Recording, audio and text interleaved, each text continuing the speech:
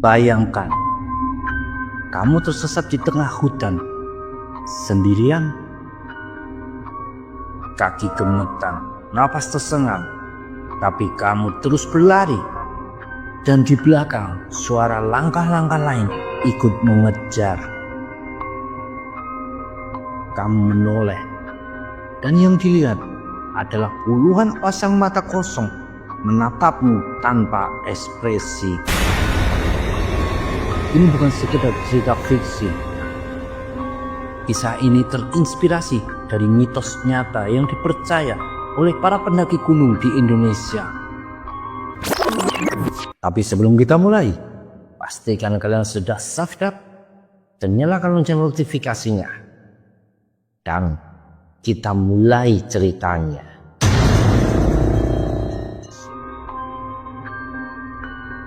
Langit mulai meredup ketika Andi, Budi, dan Citra tiba di base camp pendakian Gunung Slamet.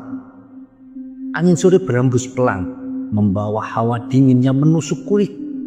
Mereka bertiga berdiri di depan pos registrasi, menatap jalur pendakian yang akan mereka lalui.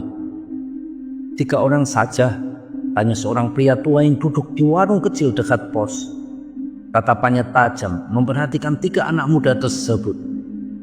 "Iya pak, kenapa?" tanya Andi sambil tersenyum santai. Pria itu menghela nafas, lalu berkata dengan suara rendah, "Mbak, mas, jangan naik dengan jumlah ganjil. Bisa-bisa digenapi sama yang gak kelihatan loh. Sudah sering kejadian aneh terjadi di sini." Citra merasa bulu kudungnya berdiri mendengar peringatan itu. Dia melirik Budi, berharap ada sedikit keraguan di wajah temannya. Namun Budi hanya tertawa kecil. "Santai saja pak, mitos begitu mah buat nakut-nakutin aja," katanya sembari menepuk pundak Andi. Andi mengangguk setuju. "Iya pak, kami sudah sering naik gunung. Belum pernah ada kejadian aneh kok. Lagi pula kami sudah persiapan matang." Pria tua itu tak berkata apa-apa lagi. Dia hanya menggelengkan kepala, lalu kembali menyeruput kopi. Seorang pendaki lain yang duduk tak jauh dari mereka ikut menyela. "Sebenarnya bukan cuma mitos mas. Ada beberapa kejadian aneh di gunung ini. Beberapa bulan lalu ada kelompok yang jumlahnya ganjil. Dan pas turun gunung, jumlah mereka tetap sama. Tapi salah satu dari mereka bukan orang." Citra menelan ludah. "Maksudnya gimana kak?" Pendaki itu hanya tersenyum samar tanpa menjawab. Andi dan Budi kembali tertawa kecil, sementara Citra masih merasa tak nyaman. "Udah Cit, jangan kebanyakan mikir. Kita udah jauh-jauh ke sini. Masa mau batal gara-gara mitos?" ujar Andi sambil merapikan bawaannya. Citra akhirnya menghela napas panjang dan mengangguk. "Baiklah, semoga tidak terjadi apa-apa."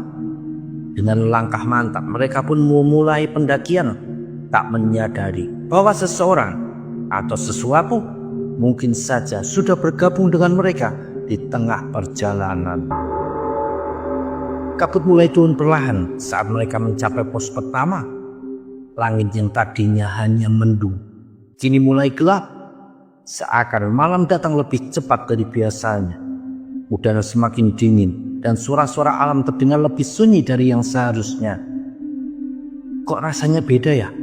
Biasanya kan gunung itu ramai suara jangkrik atau burung malam," gumam Citra sambil menoleh ke kanan kiri. "Mungkin kita udah terlalu tinggi. Hewan-hewan gak suka di ketinggian," jawab Budi mencoba meyakinkan. Tapi Citra tetap merasa ada yang aneh. Di antara pepohonan yang rimbun, dia melihat sesuatu yang bergerak. Sosok gelap yang berdiri tak jauh, tepat di antara 2 pohon besar. Namun saat dia mengerjapkan mata, sosok itu menghilang begitu saja. "Cit, ayo jalan, jangan melamun," panggil Andi dari depan. Iya," jawab Citra. Dia mempercepat langkah, mencoba menepis pikirannya sendiri. Namun rasa gelisah mulai menjala. Perasaannya mengatakan kalau ada sesuatu yang tidak benar. Setelah beberapa jam berjalan, mereka tiba di pos 2. Kabut semakin pekat dan udara terasa lebih dingin daripada yang seharusnya. Budi yang sejak tadi berjalan paling depan tiba-tiba berhenti dan mengangkat tangan, memberi isyarat agar yang lain ikut diam. "Dengar gak?" bisiknya. Citra dan Andi saling pandang. Awalnya mereka tak mendengar apa-apa selain desir angin dan suara langkah sendiri. Namun beberapa detik kemudian terdengar suara langkah lain dari belakang mereka. Terdengar jelas seperti ada seseorang yang mengikuti. Tapi saat mereka menoleh ke belakang, tak ada satupun cahaya senter selain milik mereka bertiga. "Mungkin pendaki lain," kata Andi berusaha tenang. "Tapi kita nggak lihat siapa-siapa sejak tadi," balas Budi. Suaranya mulai terdengar ragu. Citra menggenggam erat tali ranselnya. Rasa takut mulai menyusup ke dalam pikirannya. Dengan senter dia menyorot ke belakang, namun hanya ada kabut yang berputar pelan di sela-sela pepohonan. Gak ada siapa-siapa, gumannya. Tapi langkah-langkah ini terus terdengar, seakan ada orang lain yang berjalan persis di belakang mereka. Namun tak ada bayangan ataupun sosok yang bisa mereka lihat. "Udah, ayo jalan lebih cepat. Jangan sampai kita berhenti terlalu lama di sini," ujar Andi, berusaha menutupi kegelisahannya. Mereka pun mempercepat langkah, tapi semakin mereka berjalan, suara langkah itu juga semakin mengikuti. Langkah yang terdengar jelas, namun tanpa pemilik. Semakin lama, suara langkah itu terdengar makin dekat, seolah berjalan tepat di belakang mereka. Citra menilai cepat, berharap menemukan sesuatu, atau lebih tepatnya memastikan. Namun yang terlihat hanya bayangan pepohonan yang semakin samar tertutup kabut. "Ayo cepetan, aku gak suka tempat ini," bisik Citra. Kini suaranya sedikit bergetar. Budi mengangguk tanpa bicara, sementara Andi tampak menelan ludah. Mereka mempercepat langkah. Tapi anehnya, suara langkah di belakang mereka juga ikut menyesuaikan. Jika mereka berjalan cepat, suara itu pun semakin cepat. Jika mereka berhenti, suara itu juga terhenti. Keringat dingin mulai mengalir di pelipis Andi. "Gini aja, kita jalan bergantian. Aku duluan, terus Citra, lalu Budi. Biar kita bisa lihat kalau ada yang nyusul dari belakang," ujarnya dengan suara lirik. Mereka pun mengatur posisi sesuai saran Andi. Dengan hati-hati, mereka kembali melangkah. 1, 2, 3. Mereka menghitung langkah dalam hati. 15 langkah berlalu dan semuanya terasa normal kembali. Namun di langkah ke-16, suara itu muncul lagi. Tapi kali ini langkahnya terdengar bukan dari arah belakang, tapi di antara mereka. Suara langkah itu semakin jelas. Kini terdengar seakan-akan ada lebih dari satu sosok yang mengikuti mereka. Langkah berat dan tak beraturan, seperti seseorang yang berjalan tersaduk-saduk di tanah. "Budi, ini gak normal," bisik Andi. Matanya menyapu sekeliling, mencari sesuatu yang bisa menjelaskan kejadian ini. Citra mulai terisak pelan. "Kita harus keluar dari sini. Aku gak mau di sini." Tiba-tiba dari sela kabut di atas jalur pendakian, mereka melihat cahaya redup, seperti sinar senter yang terhalang kabut tebal, berkelap-kelip samar, seakan ada orang lain di depan mereka. "Lihat, ada pendaki lain di atas," seru Andi. Tanpa dikomando, mereka bertiga mulai lari, berharap bisa segera bergabung dengan siapapun yang membawa cahaya itu. Napas mereka memburu, langkah-langkah mereka menapak cepat di jalanan tanah. Sementara suara langkah misterius di belakang mereka kini bercampur dengan derap langkah mereka sendiri. Namun di tengah kekacauan itu terdengar jeritan pendek. "Citra!" Budi menoleh ke samping dan kosong. Citra yang seharusnya ada di sisinya menghilang begitu saja. Tidak ada suara terjatuh, tidak ada tanda-tanda keberadaan dirinya. Hanya kabut pekat yang mengambang di antara pepohonan. Citra berlari sambil berusaha tetap di samping Budi. Mukanya panik karena suara langkah misterius itu seperti tepat di belakangnya. Di satu momen, kakinya terpleset dan dia terpelanting ke samping jalan setapak. Hampir 1 menit, kepala Citra pusing dan dia memejamkan mata menahan sakit di kaki kanannya. Citra membuka mata dengan napas terengah-engah. Sekelilingnya masih diselimuti kabut, tapi kini tidak sunyi lagi. Ada suara tawa, obrolan, dan gemeretak api unggun. Dia berdiri di pinggir sebuah lapangan kecil yang terbuka di tengah hutan. Cahaya orange dari api unggun menari-nari, menerangi wajah-wajah yang duduk melingkar. Mereka tampak seperti para pendaki, mengenakan jaket tebal dan ransel besar. Beberapa sibuk memasak di atas kompor portable tua, sementara yang lain tertawa riang sambil menikmati makanan dari rantang aluminium. Citra mengerjak, mencoba memahami situasinya. "Andi? Budi?" panggilnya pelan, tapi tak ada jawaban. Dia melangkah perlahan mendekati kelompok itu. Tidak ada yang memperhatikannya. Mereka terus bercakap-cakap dan tertawa, seolah tak menyadari keberadaannya. Baru saat itu, Citra menyadari ada yang aneh. Pakaian mereka, jaket tebal berwarna pudar, celana kuno longgar dengan kantong besar, dan sepatu boot kulit yang tampak sudah tua. Beberapa mengenakan syal rajut dan topi wol, model yang jarang terlihat di kalangan pendaki zaman sekarang. Ransel mereka besar dengan kerangka besi di bagian belakang, sesuatu yang sudah tidak lagi digunakan sejak lama.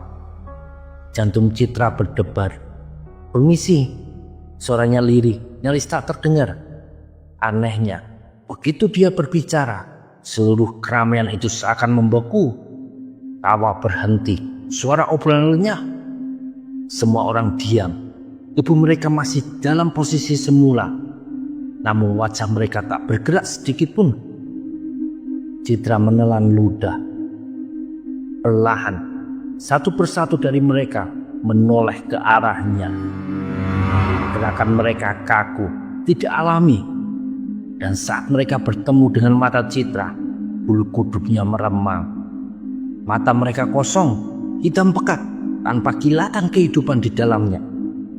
Citra mundur selangkah. Seseorang di antara mereka tiba-tiba berdiri.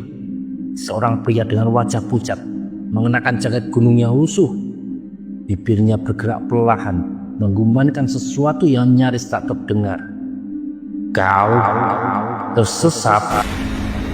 Citra menahan napas, ingin berlari, tapi kakinya terasa berat seperti diikat dengan batu besar. Lalu terdengar suara berbisik di telinganya. "Lari, pergi dari sini." Jantung Citra berdentam kencang.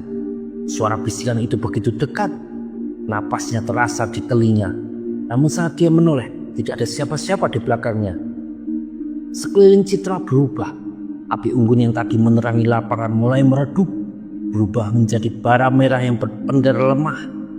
Para pendaki itu masih menatapnya, tapi kini wajah mereka mulai berubah. Kulit mereka memucat seperti mayat. Beberapa membiru seperti membeku di tengah badai. Dan kemudian, satu persatu, mereka mulai berdiri. Gerakan mereka lambat, tubuh mereka kaku seperti boneka yang digerakkan oleh tangan tak terlihat. Dari bibir mereka yang membeku, terdengar suara gumanan pelan yang semakin lama semakin nyaring. Kata-kata yang tak bisa dimengerti, seakan sebuah doa yang dinyanyikan dengan nada menyeramkan. Citra ingin lari, tapi kakinya masih berat. Napasnya memburu saat melihat sesuatu yang membuatnya hampir berteriak. Salah satu dari mereka, pria yang pertama kali bicara kepadanya, kini tersenyum lebar. Terlalu lebar, seperti rahangnya terlepas. "Lari!" Bisikan itu dengar lagi. Kali ini lebih jelas, lebih mendesak. Dengan sekuat tenaga, Citra mencoba menggerakkan kakinya. Perlahan rasa berat itu mulai hilang. Dia melangkah mundur, lalu berbalik dan berlari secepat yang dia bisa. Namun langkah-langkah lain ikut terdengar di belakangnya. Cepat, tidak hanya 1 dan 2, tapi puluhan. Citra menoleh sekilas dan langsung menyesal. Mata kosong, mulut menganga tanpa suara. Tangan mereka terulur ke arahnya. Mereka berlari tanpa suara, seakan gerakan mereka tidak alami, seperti melayang di atas tanah. Citra menjerit dan berlari lebih cepat. Kabut semakin tebal menghalangi pandangannya. Dia tidak tahu kemana harus pergi. Dia hanya ingin keluar dari tempat ini. Lututnya gemetar, napasnya tersengal.